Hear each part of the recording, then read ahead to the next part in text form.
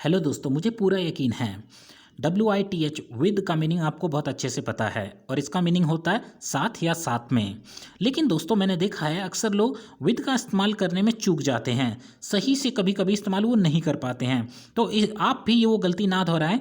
इसीलिए आज वीडियो में मैं आपको बताने जा रहा हूँ कि विद का इस्तेमाल कब और कैसे करते हैं। तो चलिए दोस्तों, आज की क्लास शुरू करते हैं। दोस्तों, जो सबसे पॉपुलर मीनिंग है वो है साथ या साथ में। तो उसके दो एग्जाम्पल देख लेते हैं। He lives with his parents, वह अपने माता पिता के साथ रहता है। I use to go to school with my best friend, मैं अपने सबसे अच्छे दोस्त के साथ स्कूल जाया करता था।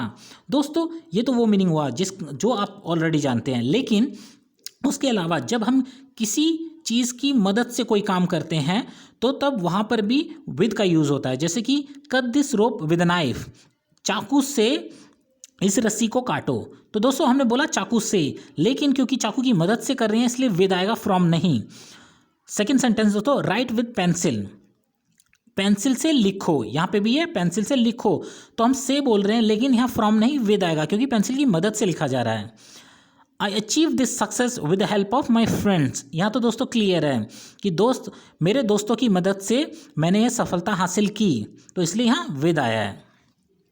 नेक्स्ट है दोस्तों, कुछ वर्ब्स होती हैं और एडजेक्टिव्स भी जिसमें हम विद का इस्तेमाल करते हैं। उनमें से कुछ एग्जांपल नीचे दिए गए हैं, तो चलिए दोस्तों देखते हैं। पहला है फिल। फिल के साथ विद आता है जब भी हम बताएंगे कोई चीज़ किस चीज़ से भरी हुई है। Fill the bowl with milk, इस कटोरी को दूध से भरो।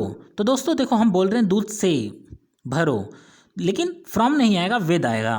फिल के साथ विद आता है, ऐसे याद रखें आप। नेक्स्ट है कवर के साथ भी विद आता है जब भी हम बताएंगे किस चीज़ से किस चीज़ को कवर किया गया है। जैसे my hands are covered with oil, मेरे हाथ तेल से सने हुए हैं, मतलब कि कवर हो गए हैं, तो कवर के साथ विद आएगा।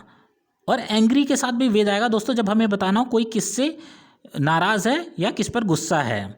भले ही हम बोल रहे किस पर गुस्सा है, तो पर के लिए एट या ऑन नहीं लगाओगे, विद ही आएगा इसमें एंग्री के साथ। He is angry with me, वह मुझसे गुस्सा है या वह मुझ पर गुस्सा है या वह मुझसे नाराज़ है। नेक्स्ट है डोंट आर्ग्यू विद मी। तो दोस्तों, आर्ग्यू के साथ भी विद आता है।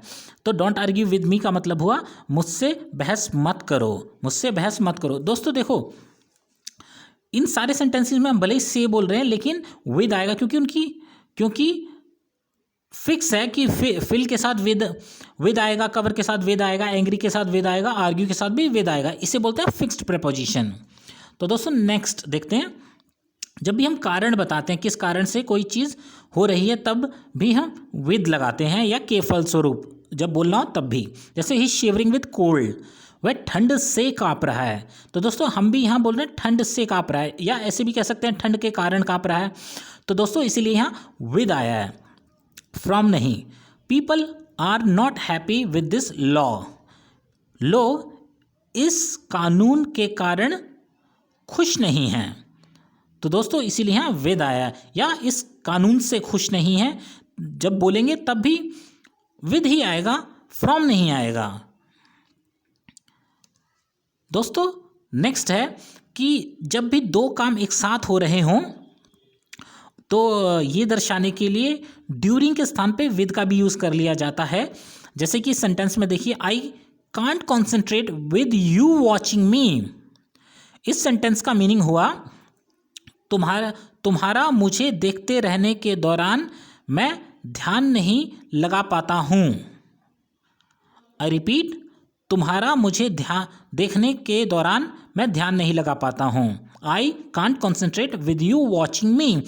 तो दोस्तों बस इतना आसान सा था विद का यूज़ कब कहाँ कैसे करना है। आई होप आपको समझ में आ गया होगा और कोई कन्फ्यूज़न नहीं होगी। मगर फिर भी आपके मन में किसी तरह का कोई प्रश्न हो या जिज्ञासा उत्पन्न हो तो कमेंट सेक्शन में लिखिए और मैं वहाँ ज़रूर रिप्लाई करूँगा। थैंक यू दोस्तों for watching this video. Bye friends.